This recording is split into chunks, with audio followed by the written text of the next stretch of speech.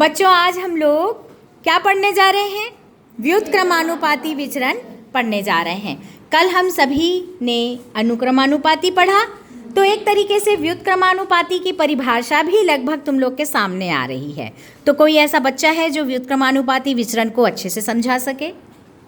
जी बोलो बेटा। व्युत्क्रमानुपाती विचरण जब दो राशियों के बीच संबंध होता है तो जिसमें एक राशि बढ़ती है तो दूसरी राशि घट जाती है। अब मुझे बताओ इसको प्रदर्शित कैसे करेंगे? एक राशि का गुणा दूसरी राशि से करे तो स्थिरांक आता है ना? मतलब यदि एक राशि बढ़ रही है उसका गुणा दूसरी घटने वाली राशि के साथ करे तो स्थिरांक समान आएगा। अब चलिए बताइए कोई ऐसा उदाहरण है? कोई उदाहरण बता सकते हैं व्युत्क्रमानुपाती विचरण का आप? हमारे क्लास का दीवार उस दीवार से उस दीवार तक हम लोग कम चलेंगे तो ज़्यादा समय लगेगा, और इस दीवार से उस दीवार तक हम लोग ज़्यादा चलेंगे ना, कम समय लगेगा। कोई और स्पष्ट कर सकता है इस उदाहरण को? इधर कोई बच्चे हैं? हाँ तेजल बोलना। हमारे क्लास की लंबाई 12 मीटर है। इस दीवार से उस दीवार तक हम लोग धीरे धीरे चलेंगे तो ज़्यादा समय लगेगा, और कम जल्दी तेजी से चलेंगे तो ज़्यादा समय लगेगा। तो यहाँ पर इसने बताया कि यदि हम चाल बढ़ाते हैं तो हमको कम समय में हम दूरी तय कर पाएंगे, और यदि हम चलने की गति हमारी कम है तो हमारा जो समय रहेगा वो क्या रहेगा? ठीक है, इस तरीके से हम देखते हैं कि चाल बराबर दूरी बटे समय होता है, तो चाल गुणित समय बराबर दूरी। जो दूरी है वो हमेशा क्या रहेगा? स्थिरांक है। कोई अन्य उदाहरण भी आप दे सकते हो? बैठो बेटा आप। हाँ, टमाटर की रेट जैसे जैसे बढ़ रहा है लोग उसे कम खरीदने लगे हैं। और कोई?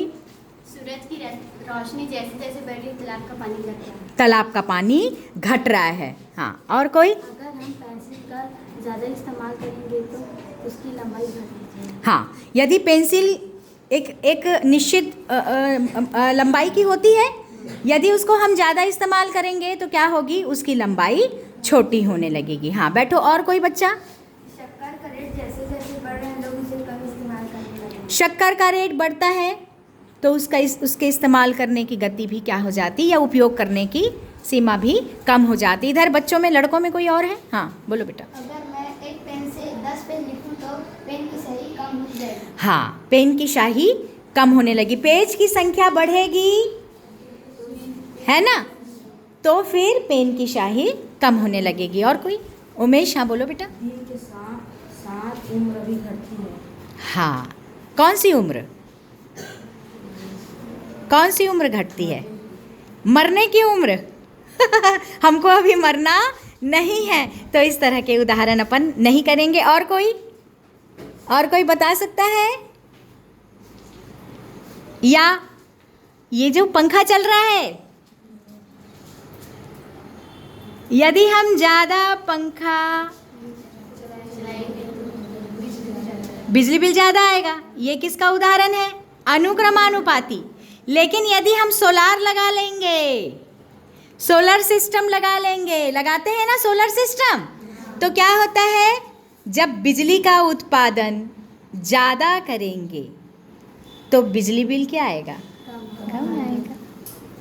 है कि नहीं है? हमारे घर में हम लोग सोलर लगाते हैं तो हमारे घर का बिजली बिल क्या आता है?